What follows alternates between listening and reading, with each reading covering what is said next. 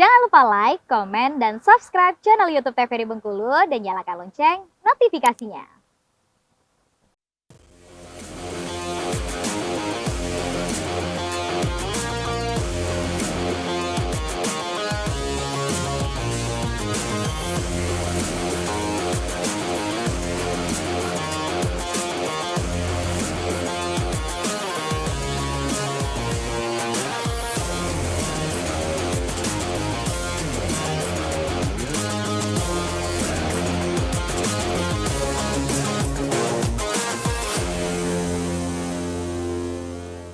Assalamualaikum warahmatullahi wabarakatuh, salam olahraga. Selamat pagi pemirsa, bagaimana kabarnya? Semoga dalam keadaan sehat dan tetap semangat dalam menjalankan harinya. Senang sekali saya Kul Nasrullah bisa membersamai dalam 30 menit ke depan di acara kesayangan kita yaitu Bengkulu Sport. Dengan tema kita pada hari ini yaitu olahraga bela diri sambo.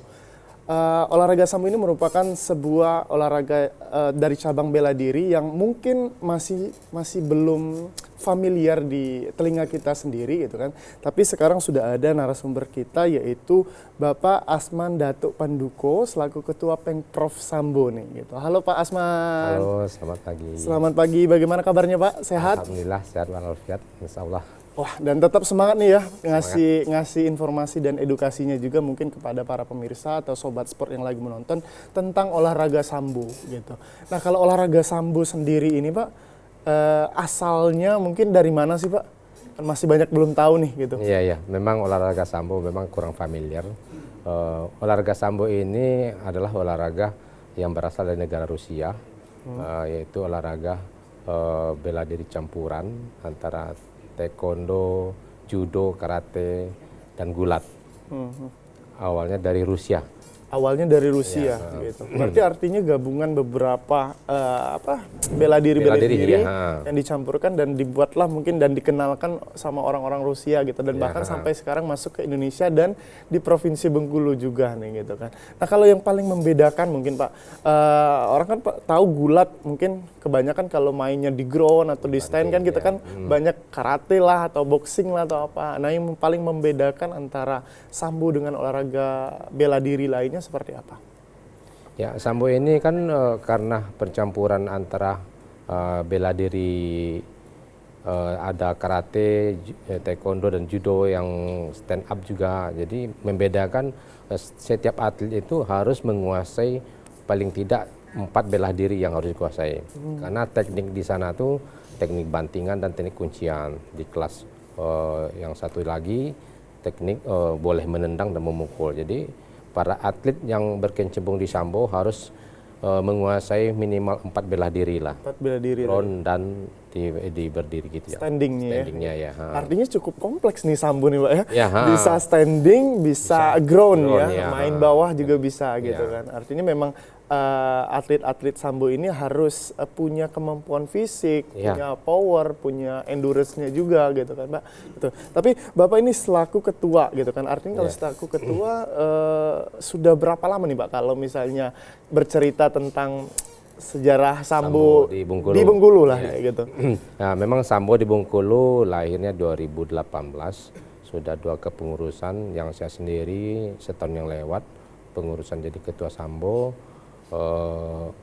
Awal masuknya ke Bengkulu itu memang dari karena sudah ada pengurus pusat di Jakarta Pak Krisna Bayu dan sambo adalah cabang dari Pengprov dari pusat itu. Nah, untuk di Bengkulu sendiri kita berdiri 2018 itu 2 kali pengurusan, saya yang kedua. Artinya dengan kepengurusan yang kedua ini kita sudah menelurkan beberapa prestasi gitu. Artinya prestasi-prestasi di tingkat nasional dan tingkat internasional.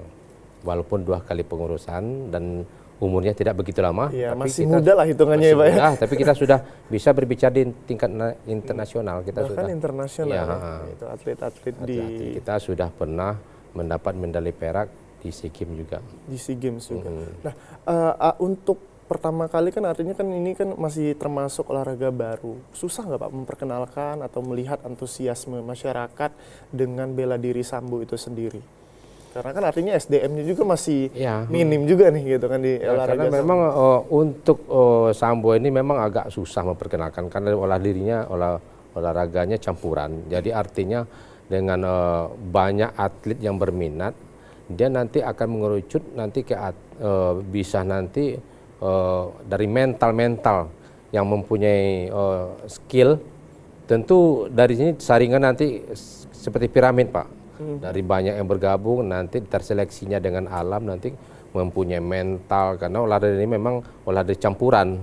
Nah, dengan mengerucut itu nanti terseleksilah dari belasan atlet yang sekarang dibina.